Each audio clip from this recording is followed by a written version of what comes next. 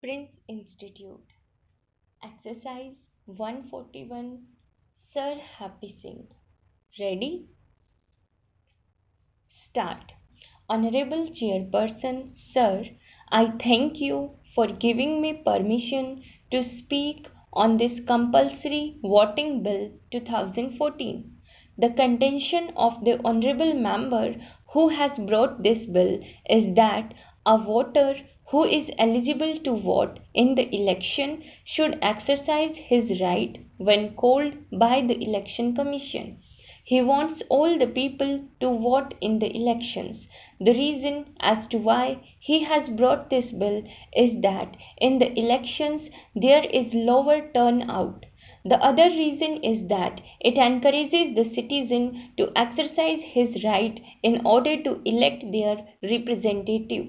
So, the result of the elections would show the will of the electorates and not just a segment of them. I would like to remind the mover and all the members that in India we have seen for the past few elections there is increase in the number of electorates who turn to the polling booth every year. This compulsory voting has a history. It was mentioned that it is the duty of every citizen to participate in decision making, but attending the assembly was voluntary.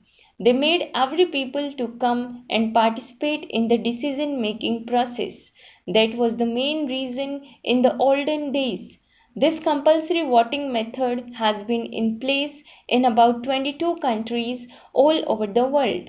In some countries, the law is there, but it is not enforced. In some other countries, the law is there and they are compulsorily enforcing that law. In India, so far, there is no compulsory voting in any place, but recently in Gujarat, in the local body elections, the assembly has made voting compulsory. It was mentioned that if anybody does not vote, he would be penalized. In countries like Australia, Argentina, and Brazil, compulsory voting is there and the law is enforced.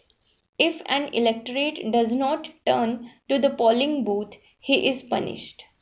In this bill, the member has mentioned as to how this exercise should be done, how the people should be encouraged to vote, if they do not vote, how they should be punished, and so on.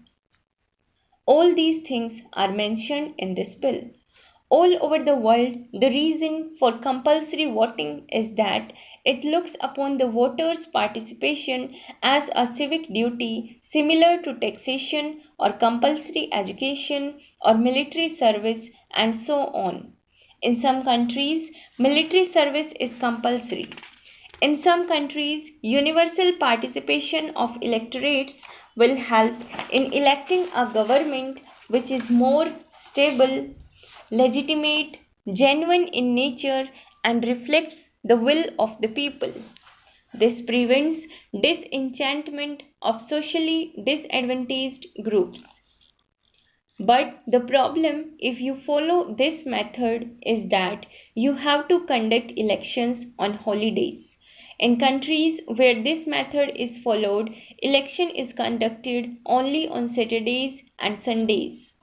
People there vote through postal ballot, pre-poll voting is allowed, email voting is allowed, and even mobile voting is allowed. All these facilities are not available in our country. If people who are not likely to support any candidate participate in compulsory voting, there is likelihood of split votes or blank votes. This ensures that there is no possibility of a person being intimidated and prevented from voting.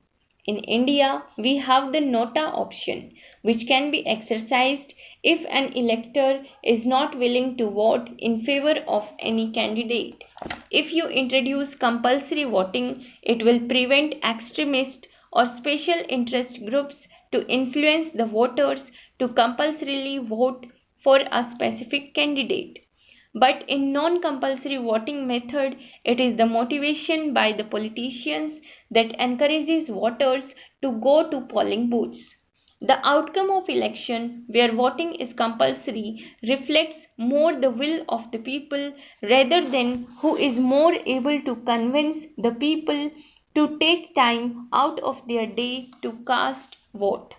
Compulsory voting motivates people to take part in the election process and politics. The advantage of compulsory voting is that there is need for less funds for campaigning because it is compulsory, people have to vote. But there is also a disadvantage. In Australia, where there is a preferential method and compulsory voting, they select the candidates and they contest the election. Depending on the preferential vote the candidates get, they get electoral funding from the government. So, some of them are intentionally going through this process to collect money from the government. The only advantage seems to be that studies show that compulsory voting improves the income distribution among the voters. I do not know what the reason is for that. The people who argue against compulsory voting say that it impinges upon the rights of the voters. It is a civic right rather than a civic duty like right to free speech and right to attorney.